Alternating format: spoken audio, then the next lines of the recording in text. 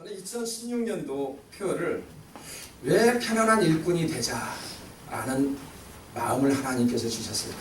정말로 우리가 성경을 읽어보아도 하나님 앞에 꼭 맞는 그런 사람일수록 많은 축복의 문이 열리는 걸 보았습니다. 우리 선한 믿음교회 성도들, 정말로 2016년도 교회표를 잘 지킴으로써 하나님 앞에 꼭 내 마음에 맞는 사람이라는 그런 평가받는 모두가 되시기를 주님의 이름으로 축복합니다. 삶의 목적이 분명한 사람은 세상 살이가 좀 답답할지라도 거뜬히 이겨내는 그런 상황을 봅니다. 여러분, 정신력이 강하면 강할수록 무엇이든지 극복할 수 있는 것이 우리 인생입니다. 그래서 지금 하고 있는 것들이 어떠한 마음으로 하는가가 참 중요합니다. 한번 질문해 보겠습니다. 여러분, 어떠한 마음으로 지금 학교 생활을 합니까? 어떠한 마음으로 직장 생활을 합니까? 어떠한 마음으로 그 비즈니스를 이끌어 갑니까? 어떠한 마음으로 오늘 이 자리에 나오셨습니까? 그리고 어떠한 마음으로 앞으로 신앙생활을 하시겠습니까? 주님께서는 이렇게 말씀합니다. 너희가 먹든지 마시든지 무엇을 하든지 다 하나님의 영광을 위하여 하라 라고 말씀합니다. 아멘. 우리는 어느 곳에 있든지 그 자리에서 하나님의 영광을 위하여 하면은 하나님께서 말씀하시고 내 마음에 맞는 사람이라고 분명히 말씀하실 것입니다. 그래서 저는 로마서 8장 6절의 말씀을 생활 속에서 항상 접목시키려고 노력을 합니다. 우리 다 같이 한번 읽어볼까요? 육신의 생각은 사망이요 영의 생각은 생명과 평안이라. 여러분, 이스라엘 백성들이 어느 때 하나님 앞에 가까이 했고 어느 때 하나님을 멀리 했습니까? 평안하고요, 군사력이 강하고요, 이웃 나라에게 조공을 얻을 때는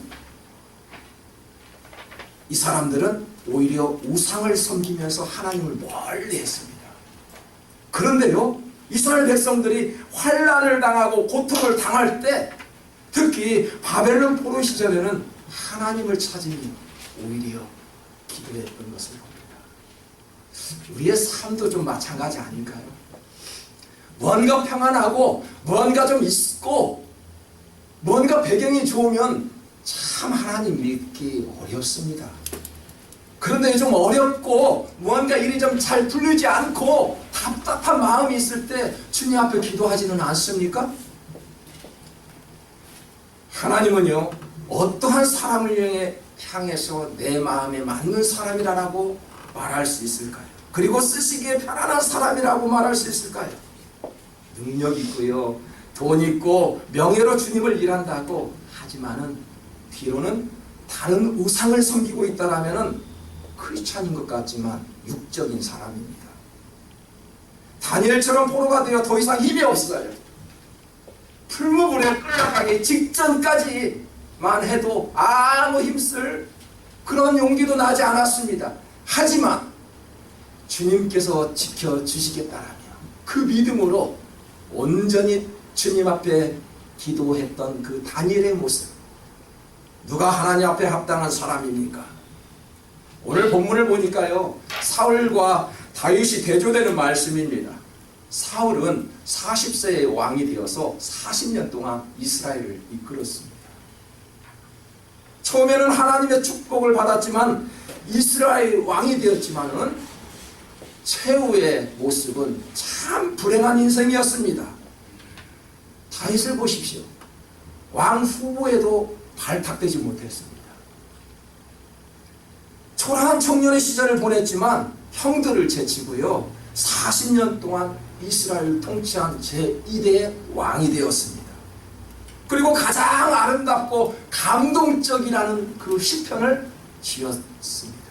그리고 하나님 앞에 내 마음에 맞는 사람이라며, 그리고 정직한 사람이라며 인정을 받았던 사람이었습니다. 결과적으로 사울은 하나님 앞에 불편한 사람이었고요, 다윗은 편안한 사람이었습니다. 하나님께서 혹시 가장 싫어하는 것이 무엇일까? 라는 질문을 던져본다면 무엇이라고 생각할까요? 하나님께서 가장 싫어하는 것이 있어요. 죄 짓는 거 라고 대답할 수 있지요. 여러분, 죄는 우리가 지을 수 있지요. 하지만 하나님 앞에 회개하고 하나님 앞에 용서를 구하면 하나님께서 눈과 같이 깨끗하게 희게 해주신다는 말씀하셨죠. 죄보다 더 무서운 것이 있습니다. 죄는 용서할 수 있지만 성령을 방해하는 것은 절대 용서할 수 없다는 것이 하나님의 말씀입니다. 마가복음 3장 28절에서 29절에 보니까 사람의 모든 죄와 모든 모독하는 일은 사심을 얻대. 누구든지 성령을 모독하는 자는 영원히 사심을 얻지 못하며 영원한 죄가 되느니라 라고 말씀하셨습니다. 분명히 기억하시기 바랍니다. 성령을 모독하는 죄, 예배를 방해하는 죄, 죄 중에서 가장 큰 죄임을 아셔야 합니다. 사울은요, 성령을 모독한 죄를 지었습니다. 그 결과를 보십시오. 본문 22절입니다. 하나님께서는 사울을 물리치시고 다윗을 그들의 왕으로 세우시고 증언하여 말씀하시기를 내가 이새의 아들 다윗을 찾아냈으니 그는 내 마음에 드는 사람이다. 그가 내 뜻을 다 행할 것이다 라고 말씀하였습니다.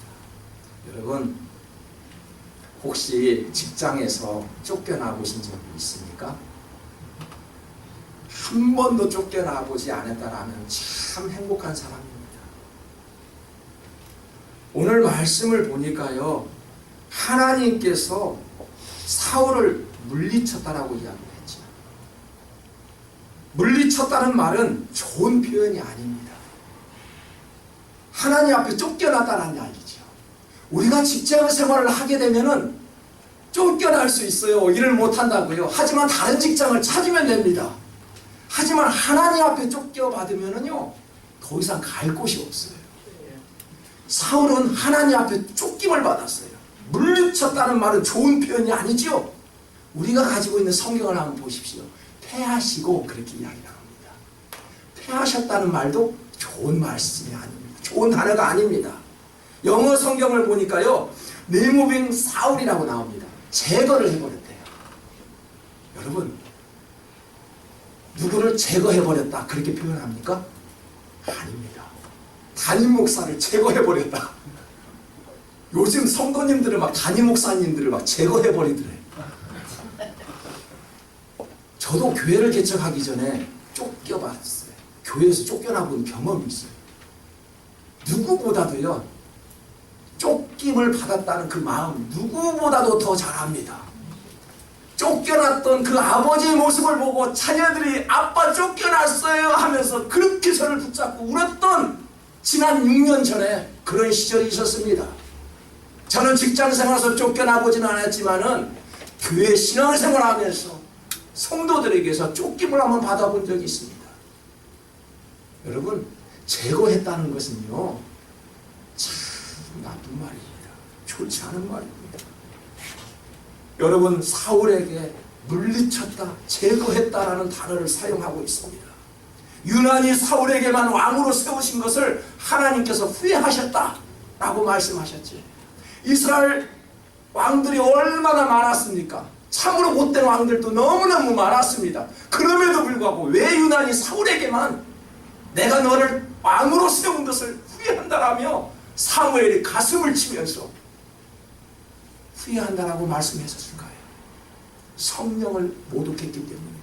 예배를 방해했기 때문입니다. 도대체 사울이 무슨 죄를 지었는지 궁금하지 않습니다.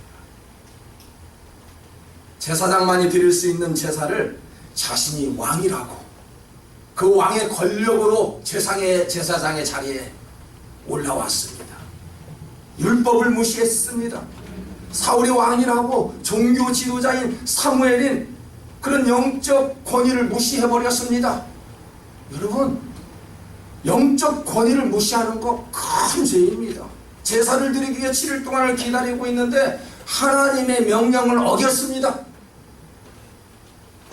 사무엘을 무시했고요, 영적으로 무시했고요, 질서를 무시했고요, 이러한 성령을 모독한 죄입니다. 하나님이 쓰시기에 편안한 사람은 내 고집, 내 취향대로 하는 것이 아닙니다. 말씀대로 살아가려고 몸부림을 치는 사람들입니다. 사울은 초대 이스라엘 왕으로 부족한 사람이 절대적으로 아니었습니다. 하나님을 몰랐던 것도 아니었습니다. 그가 말씀도 몰랐던 것이 아니었습니다. 다만 하나님을 멀리 했습니다. 말씀을 멀리 했습니다. 이유가 무엇이었던가요? 세상적인 욕심으로 가득 차 있었기 때문입니다. 결론은 무엇입니까? 말씀을 멀리 하지 말라는 거예요. 마가복음 4장 19절에 보니까 씨 뿌리는 비유에서 세상의 염려와 재물의 유혹과 기타 욕심이 들어와 말씀을 막아 결실하지 못하는 자가 되지 말라. 여러분, 말씀이 들어오지 않는 이유가 여러 가지가 있지요. 왜 말씀이 들어오지 않아요? 근심과 재물의 욕심이래요. 오늘 이 시간 말씀을 듣고 있지요. 다른 생각을 혹시 하고 계십니까? 세상에 염려를 하고 계십니까? 근심이 있습니까? 그것도 하나의 방해예요. 재물의 욕심이 있기 때문에 그랬대요. 우리가 필요 이상의 염려, 필요 이상의 근심은 말씀을 방해하고요, 신앙생활을 방해하는데 가장 큰 방해 요소입니다. 말씀을 멀리하면 할수록 사울의 모습을 우리는 충분히 닮아갈 수 있다는 것이죠. 다윗처럼 내 마음에 맞는 사람이라고 해서 모든 것들이 만족하지는 않을 것입니다.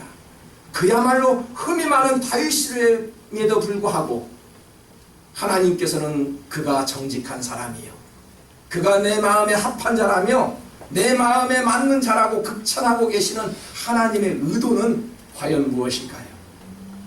말씀대로 살려고 하는 사람인가? 성경과 가까이 하는 사람인가? 라는 것을 보는 것입니다. 여러분, 성경책을 배우자 한다고 가까이 하는 것이 아니죠.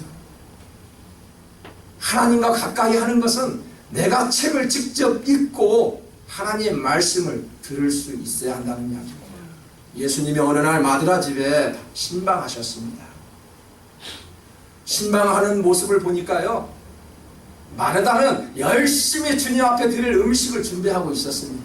하지만 동생 마리아는 예수님의 무릎 앞에 말씀을 들으려고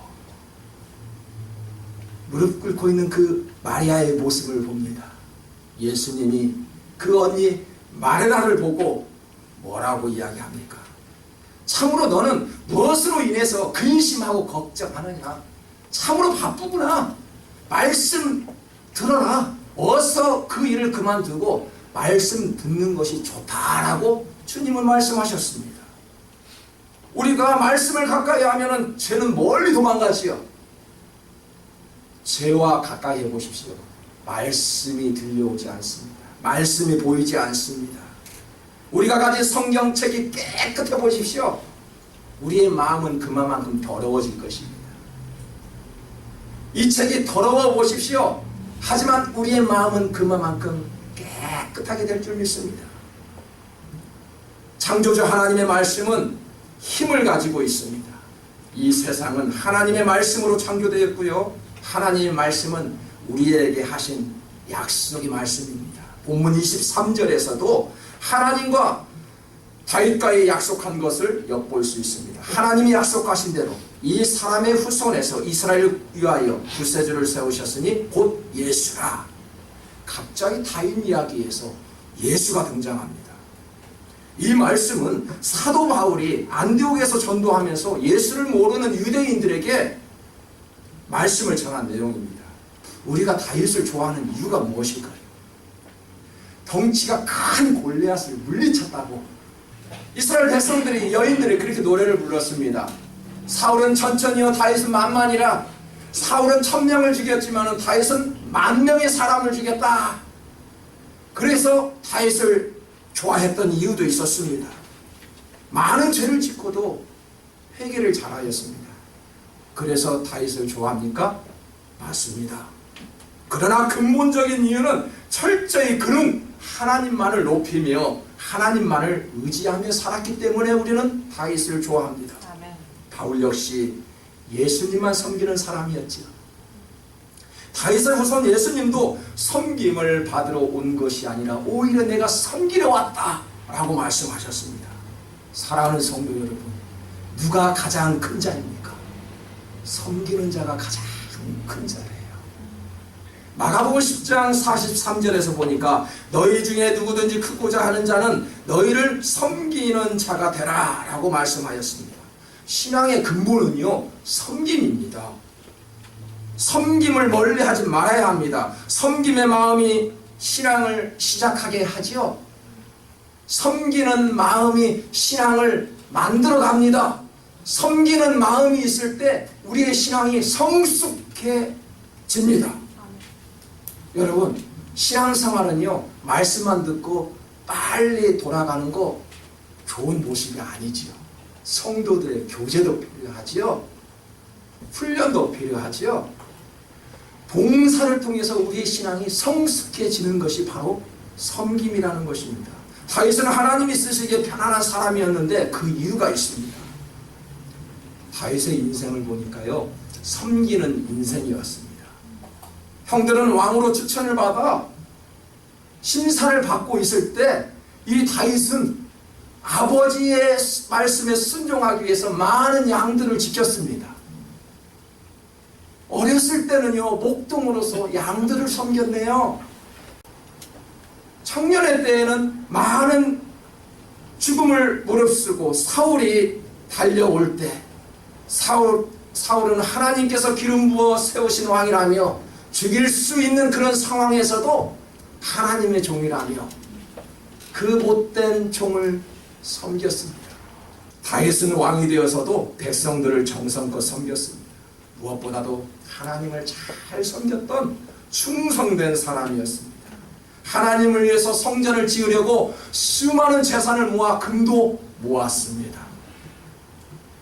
하나님은 이렇게 맡겨진 양이나 사람이나 모두를 잘 섬겼더니 내 마음에 맞는 사람이라고 칭찬해 주셨습니다. 사랑하는 성도 여러분, 맡겨진 그런 작은 일에 충성하는 것이 섬김의 시작입니다. 섬김의 시작은 바로 이것이지요. 주보 앞면에 보면 나와 있습니다. 로마서 12장 11절에 보니까 부지런하여 게으르지 말고 열심을 품고 주를 섬기라 라고 말씀합니다. 신앙생활에 있어서도요, 열심은 아주 중요하죠. 신앙생활은요, 경력으로 직분으로 하는 것이 아닙니다. 신앙생활은 열심으로 하는 것입니다. 섬기는 자들에게는요, 부지런함과 열심이 숨겨져 있는 것을 볼 수 있습니다. 섬기는 사람들의 모습을 보십시오. 그들의 신앙을 보니까 항상 부지런해요. 너무너무 열성적이에요. 그런 모습을 발견하지 않습니까? 목회자, 성직자, 외교관, 국가의 장관들을 지칭할 때 미니스터라고 이야기를 합니다. 이들은 섬기는 자들입니까? 맞습니다. 섬기는 자들입니다. 예수님께서 신앙의 모델이 되셨기에 예수님을 본받는 우리의 삶은 섬기는 삶입니다. 우리가 진정으로 하나님 앞에 쓰임받기 편안한 사람들입니다. 무엇을 하든지 주님께 하는 그런 사람이라면 하나님께서 쓰시기에 참으로 편안한 사람들입니다. 2016년도에도 우리 모두는 하나님이 쓰시기에 편안한 주의 일꾼들로 거듭날 수 있기를 주님의 이름으로 간절히 축복합니다. 아멘. 하나님